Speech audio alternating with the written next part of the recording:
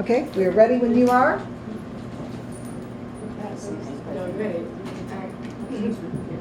So our team thesis is Hurricane Maria has made it impossible for Puerto Rico to prosper economically and politically. There is not enough money for repair, survival, and livelihood. Okay, so Puerto Rico has been impacted by Hurricane Maria, which is a Category 4 storm. It hit Puerto Rico 2 years ago, and it has made a powerful impact on Puerto Rico and its economy. Hurricane Maria has caused tremendous damage and many deaths. Puerto Rico is still not fully recovered from the effects of the hurricane, and many people are still without power, food, housing, and jobs. The hurricane has made it so much harder to recover from the prior hurricane, which is Irma and Harvey. So why does this matter? It matters because they're struggling to survive in Puerto Rico and they're a part of the United States, yet our government isn't helping them.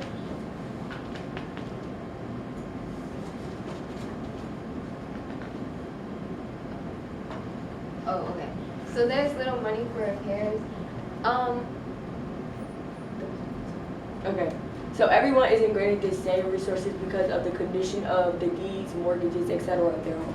So basically, if you have not paid your mortgage up to date, if your mortgage is behind even 1 month, you're not guaranteed the same opportunities or the same resources to help get your house repaired as other people.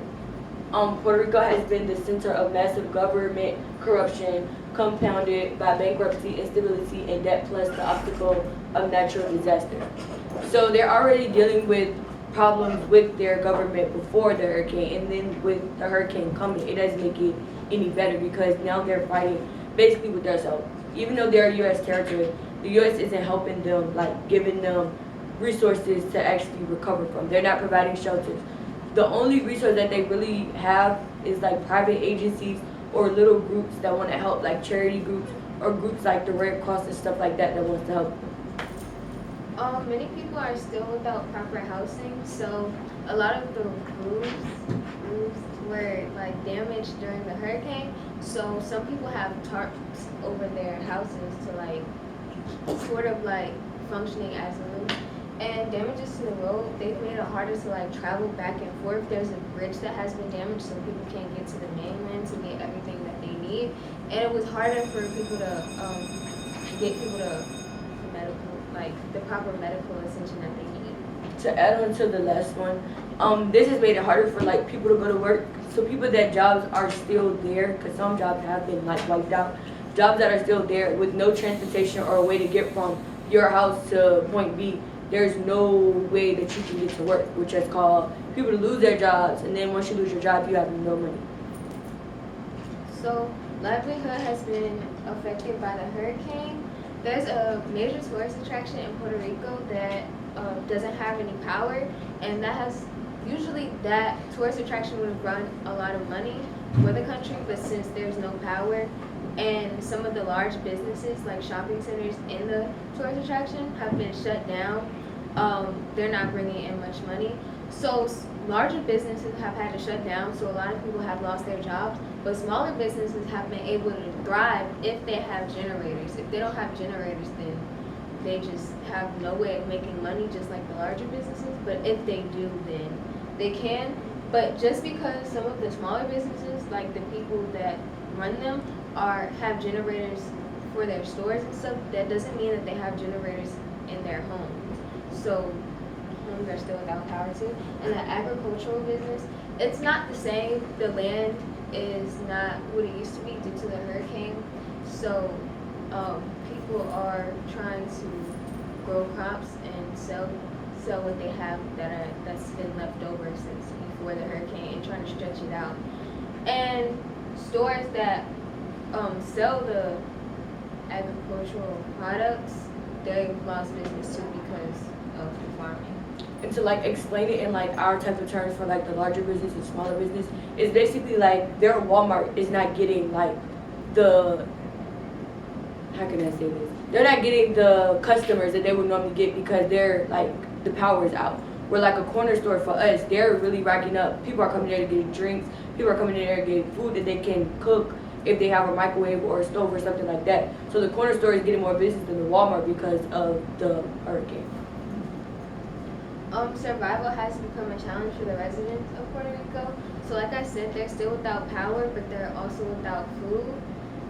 So there's been some volunteers that set up like food kitchens and food drives and are able to deliver like hot meals to people that need it and don't have electricity to make their own. Prisoners are also surviving off of rations. Like they're asking the families of inmates to bring them food because they don't have enough to feed everybody. Or if they do, it's not enough for them to survive for real, like not for real. Have like enough energy. Okay, so in conclusion, Hurricane Maria has made it impossible to prosper economically and politically. There is not enough money for repair, survival, and livelihood. This issue matters because people are struggling to survive in Puerto Rico. After all of the damage caused by the hurricane, people should feel empathy toward the residents of Puerto Rico because they are a part of the United States and the government has not helped them. Puerto Rico is still suffering because there is very little help from the government. If the government will not help Puerto Rico recover from the damage of Hurricane Maria, what makes us think that they will be ready to help us during our time of need? People should understand that they are relying on each other and trying to make things better themselves. The residents of Puerto Rico are strong for continuing to push through the disaster in order to try to rebuild. And these are our sources. Excellent. All right, we're right at the 6:43 mark, so you made the minimum even with a team member missing. Good job. And I have 2 questions. This one is going to be, let me make this one be Morgan. What information from your team's individual reports did you leave out of this final presentation and why? We left out most of the politics one because mine was based off economic and politics, and then hers was just economics.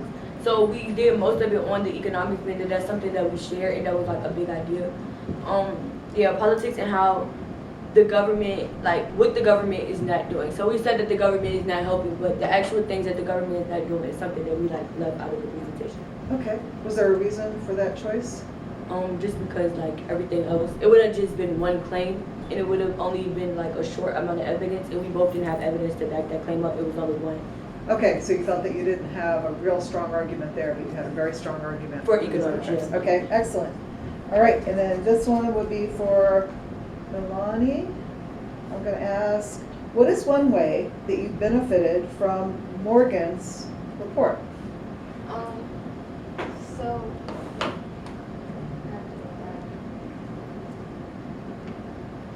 So like when she was talking about that stuff at the top, when everyone is granted the same resources, I feel like it helped me understand mine too, because that's what I was trying to explain, but when we were talking, when she was presenting it, she was able to explain it better, especially because she had already talked about it in one of her points.